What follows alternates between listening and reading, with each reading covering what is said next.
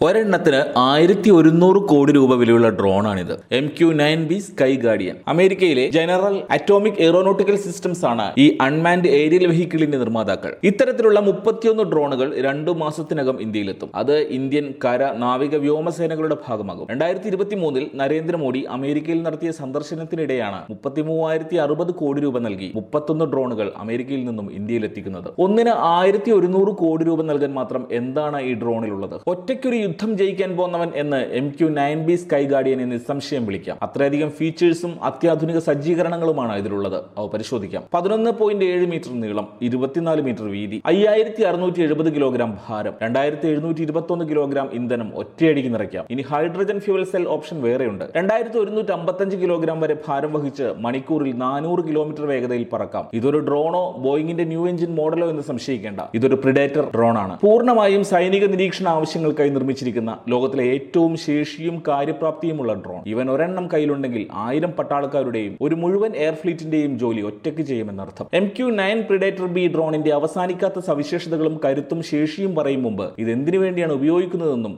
ആർക്ക് വേണ്ടിയാണ് നിർമ്മിച്ചിരിക്കുന്നതെന്നും നോക്കാം. നേരത്തെ സൂചിപ്പിച്ചതുപോലെ സൈനിക ആവശ്യങ്ങൾക്കാണ് ഈ പ്രിഡേറ്റർ ഡ്രോൺ ഇന്ത്യ വാങ്ങുന്നത്. നിരീക്ഷണമാണ് ഇവന്റെ പ്രധാന ജോലി. മിസൈലുകളും ലോഞ്ചറുകളും അത്യാവശ്യം ആണവ പോർമുനയും വരെ സെറ്റ് ചെയ്യാവുന്ന 9 ഹാർഡ് പോയിന്റുകൾ MQ-9B ഉണ്ടെങ്കിലും അത്യാവശ്യ ഘട്ടത്തിൽ യുദ്ധരംഗത്ത് മാത്രമേ ഇവ ഉപയോഗിക്കാറുള്ളൂ. അല്ലാത്ത സമയം ലോകം മുഴുവൻ കറങ്ങി നടന്ന് റഡാറുകളുടെ കണ്ണിൽപ്പെടാതെ നിരീക്ഷണം നടത്താൻ ഇവന് കഴിയും. അതായത് ചൈനയിലെ ഗോബി മരുഭൂമിയിലെ അവരുടെ മിലിറ്ററി ബേസിൽ ചെന്ന് തത്സമയം വീഡിയോയും ചിത്രങ്ങളും എടുക്കാനും ആർട്ടിഫിഷ്യൽ ഇന്റലിജൻസിന്റെ സഹായത്തോടെ സ്വയം തീരുമാനങ്ങൾ എടുത്ത് അപകടങ്ങളിൽ നിന്നും ഒഴിഞ്ഞു മാറാനും MQ-9Bക്ക് കഴിയും. ഈ ആളില്ലാ വിമാനം നിയന്ത്രിക്കാൻ 2 പേരാണ് കൺട്രോൾ റൂമിൽ ആവശ്യമുള്ളത്. ഡെഡിക്കേറ്റഡ് സാറ്റലൈറ്റ് ഫ്രീക്വൻസിയിലാണ് MQ-9B നിയന്ത്രിക്കപ്പെടുന്നത്. 80% ഓട്ടോ പൈലറ്റ് ശേഷിയുള്ള ആർട്ടിഫിഷ്യൽ ഇന്റലിജൻസ് ഉള്ള ഡ്രോണാണിത്. അപകടം മുൻകൂട്ടി കാണാനും തടസ്സങ്ങൾ ഒഴിവാക്കാനും കാലാവസ്ഥയ്ക്കനുസരിച്ച് സ്വയം മാറാനും പൂർണ്ണമായ ഓട്ടോമാറ്റിക് ടേക്ക് ഓഫും ലാൻഡിംഗും ക്രമീകരിക്കാനും MQ-9Bക്ക് കഴിയും. നിലവിൽ കപ്പൽച്ചാലുകൾ നിരീക്ഷിക്കാനാണ് ഈ ഡ്രോണുകൾ അമേരിക്ക ഉപയോഗിക്കുന്നത്. ഒരു മാസം മുമ്പ് അമേരിക്കയുടെ ഒരു MQ-9 പ്രിഡേറ്ററിനെ യമനിലെ ഹൂത്തി വിമതർ ചെങ്കടലിന് സമീപം വെടിവെച്ച് വീഴ്ത്തിയിരുന്നു. കാലാവസ്ഥയാണ് MQ-9Bക്ക് അവിടെ വില്ലനായത്. അല്ലാത്ത പക്ഷം ഹൂത്തികൾക്ക് തൊടാവുന്നതിലും ഉയരത്തിൽ 30,000 മുതൽ 40,000 അടി വരെ ഉയരത്തിലാണ് MQ-9 പ്രിഡേറ്ററിന്റെ പറക്കൽ. ഇന്ത്യയും തങ്ങളുടെ സമുദ്രാതിർത്തി സംരക്ഷിക്കുന്നതിനാണ് ഈ ഡ്രോണുകൾ ഉപയോഗിക്കുക. ഇന്ത്യൻ മഹാസമുദ്രത്തിലെ 3 കമാൻഡുകൾക്ക്